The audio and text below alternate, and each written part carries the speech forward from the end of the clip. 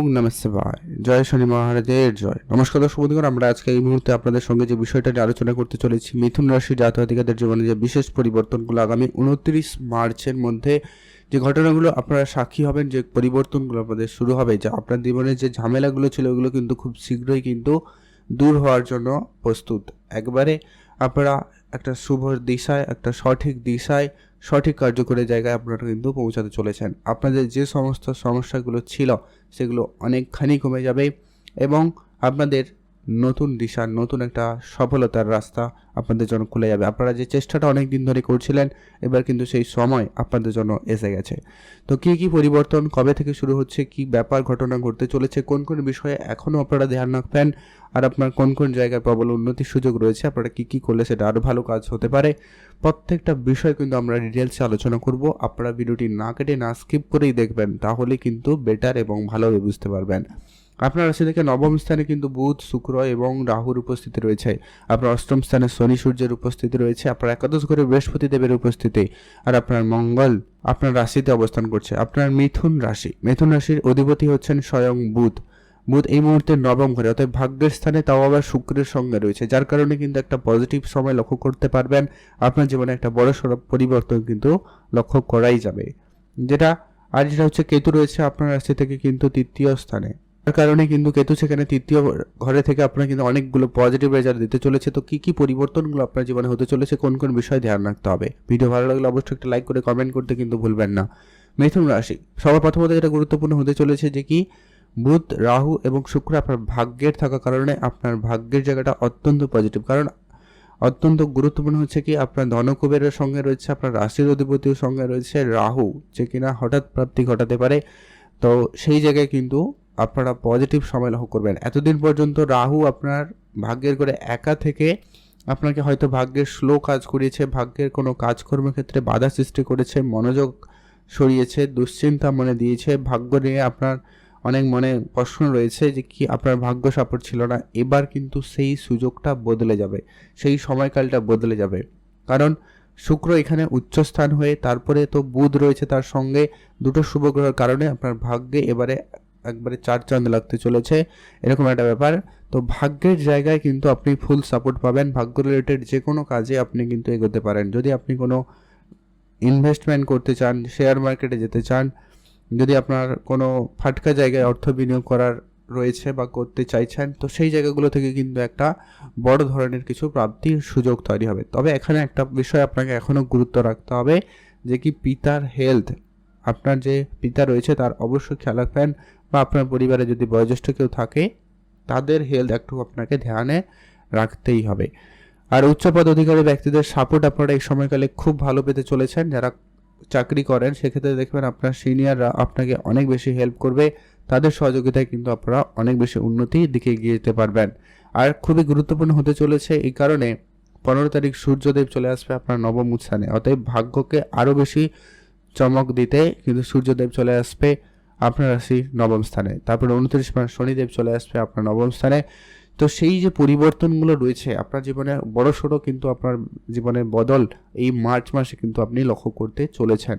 যারা প্রপার্টি নিয়ে কোনো রকম সমস্যায় ছিলেন, জমি জায়গা রিলেটেড কোনো কাজ নিয়ে কোনো ঝামেলায় ছিলেন, খুব শীঘ্রই কিন্তু সেটা দূর হওয়ার সম্ভাবনা রয়েছে।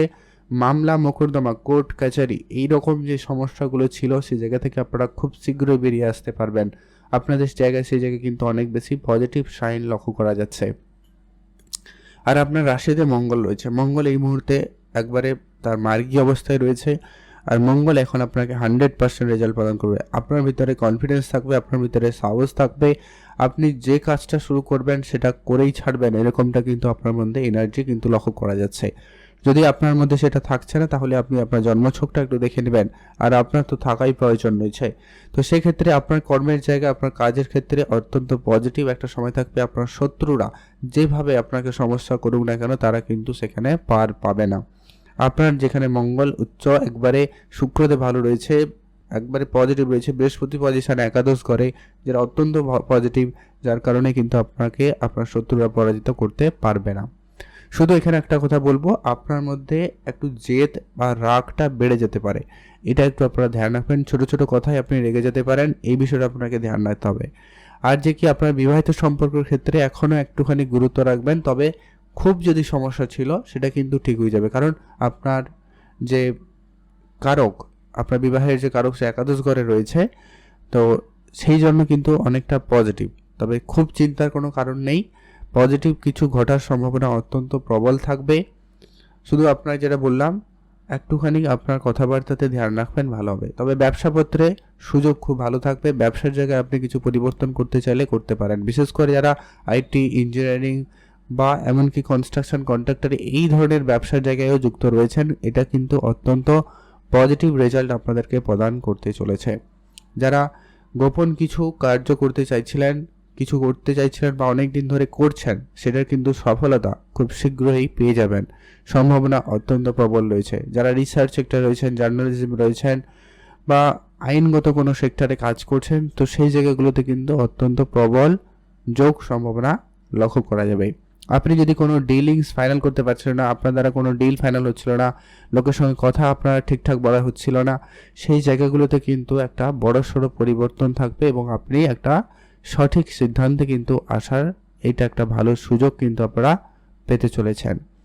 পুরনো যত যা ইনভেস্টমেন্ট ছিল আপনাকে সেগুলো গুরুত্ব রাখতে হবে, সেই জায়গা থেকে আপনাদের কিন্তু বেশ ভালো পরিমাণ একটা অর্থ প্রাপ্তি করার একটা সুযোগ তৈরি হচ্ছে, আপনারা সেখানে লাভবান হবেন। আপনার ছোট ভাই বোনদের সঙ্গে যে আপনার সম্পর্ক যদি কোনো কারণে খারাপ হয়ে গেছিল, সেটার একটা ভালো পরিবর্তন আসবে, উন্নতি লক্ষ্য করা যাবে।